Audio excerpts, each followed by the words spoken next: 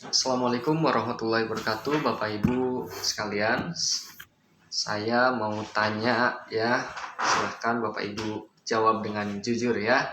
Pernah nggak sih Bapak Ibu merasa sakit hati begitu ya melihat orang yang rumahnya lebih bagus atau mereka mempunyai kendaraan tapi justru namanya selalu muncul di daftar penerima bantuan ya, dalam hal ini bantuan sosial misalkan. Nah, sementara Bapak Ibu yang katakanlah buat makan besok saja masih bingung gitu ya, malah cuma jadi penonton gitu.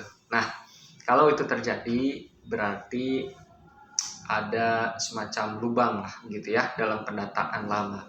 Tapi tenang ya, mulai sekarang pemerintah menggunakan sistem baru ya yang tidak bisa dikelabui begitu ya, namanya DTSN, Data Tunggal Sosial Ekonomi Nasional. Nah, ini adalah cara pemerintah untuk memastikan bantuan sosial tidak lagi nyasar ke tangan yang salah. Artinya memang pemerintah mengupayakan agar bantuan sosial itu menjadi tepat sasaran. Nah, mungkin Bapak Ibu mengalami kebingungan juga nih atau bertanya-tanya apa itu DTSN.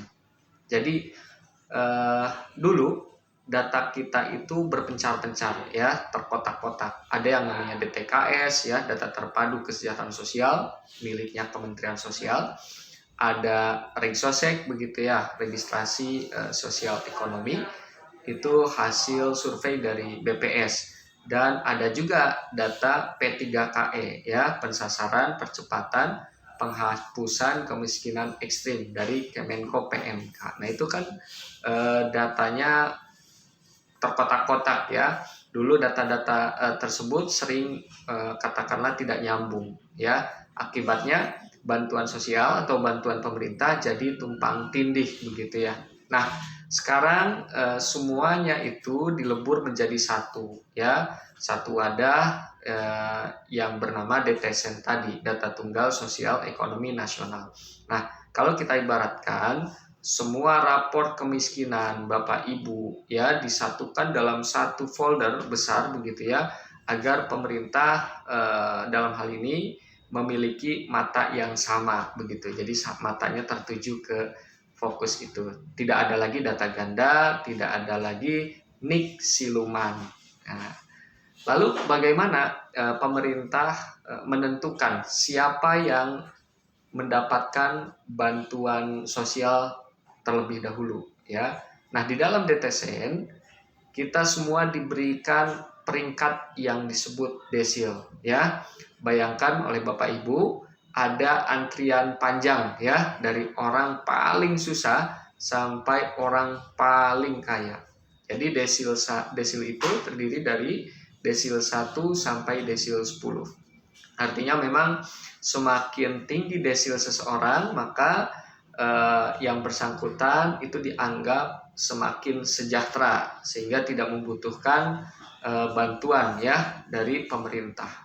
Nah, sebaliknya semakin rendah desil seseorang, maka yang bersangkutan itu dianggap masuk ke dalam kelompok prasejahtera ya, artinya memang masuk kelompok yang memang dianggap membutuhkan intervensi bantuan pemerintah ya.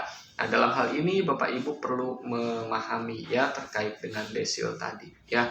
Jadi desil itu berarti saat ini menjadi rujukan ya, dalam hal penyaluran bantuan sosial ya yang dipakai oleh pemerintah. Nah, kemudian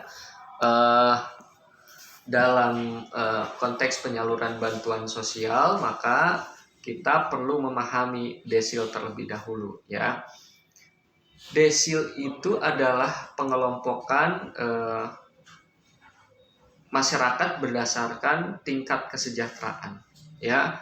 Tadi saya sampaikan di awal bahwa semakin tinggi desil seseorang, maka yang bersangkutan dianggap mampu secara ekonomi begitu ya, artinya kondisi sosial ekonominya itu lebih baik. Nah, pertanyaannya, desil berapa ya yang dikatakan seseorang itu layak bansos begitu. Nah, ini seringkali diajukan ya pertanyaan semacam itu ya oleh sebagian masyarakat kita. Nah, perlu kita ketahui bahwa desil itu menentukan seseorang layak bansos di jenis bantuan sosial apa ya, atau bantuan pemerintah apa. Itu tergantung pada posisi desil yang bersangkutan. Sebagai contoh ya, desil yang menjadi prioritas atau sasaran bantuan sosial program Keluarga Harapan adalah ya bagi mereka yang posisi desilnya berada di desil 1 sampai 4. Nah, itu menjadi prioritas sasaran daripada bantuan sosial program Keluarga Harapan. Begitu ya. Ini harus kita pahami terlebih dahulu. Nah, kemudian desil berapa mereka yang ingin mendapatkan bantuan pangan non tunai atau BPNT. Nah, tentu dalam hal ini mereka yang berharap melakukan pengajuan usulan untuk mendapatkan bantuan pangan non tunai itu mereka berada di desil 1 sampai 5. Nah, jadi ingat ya Bapak Ibu sekalian, sehingga kita bisa menyimpulkan bahwa masyarakat kelas, mohon maaf, secara finansial, secara kondisi sosial ekonominya itu berada di garis standar, itu berada di desil 5 ke bawah, artinya begitu ya.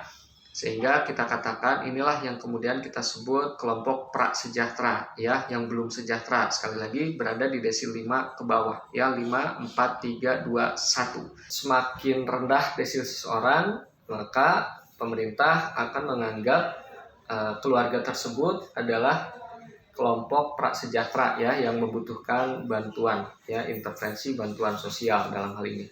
Nah, kemudian Bapak Ibu juga mungkin ada yang memiliki pertanyaan ya, karena pertanyaan yang seringkali diajukan oleh sebagian besar masyarakat begitu ya, terkait dengan misalkan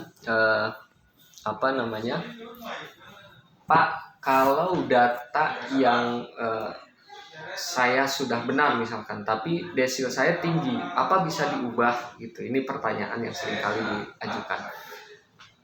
Bisa saja Bapak Ibu, dengan catatan asalkan kondisinya memang berubah begitu ya.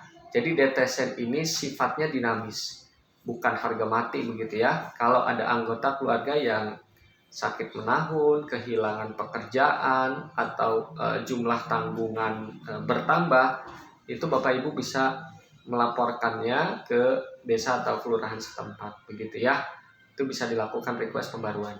Jadi data di DTSN itu akan diupdate ya, diperbaharui, dan sistem itu akan menghitung ulang peringkat desil Bapak Ibu secara sesuai dengan ketentuan. Nah, jadi tadi saya sampaikan ya bahwa Bapak Ibu perlu memahami desil ya, sehingga ketika Bapak Ibu berada di desil atas 5 ke atas begitu ya, artinya berada di desil 6 sampai 10, maka Bapak Ibu perlu dipahami bahwa desil 6 sampai 10 adalah mereka yang dianggap tidak membutuhkan bantuan pemerintah ya. Oleh karena itu, ketika Bapak Ibu menemukan diri Bapak Ibu atau tetangga, keluarga atau saudara siapapun yang ternyata desilnya itu katakanlah tinggi, tapi faktanya dia seharusnya berada di desil rendah. Nah, jadi Bapak Ibu bisa melakukan request pembaruan data ya. Mudah kok caranya, bisa dilakukan melalui aplikasi Cek Bansos Kemensos maupun bisa mendatangi operator 6NG desa atau kelurahan setempat. Seperti itu ya Bapak Ibu sekalian. Nah, mudah ya, ketika kita memahami DTSN kemudian desil ya, maka kita dengan secara pengetahuan yang kita dapatkan itu bisa mudah-mudahan bermanfaat buat Bapak Ibu, saudara atau tetangga, keluarga ya. Nah,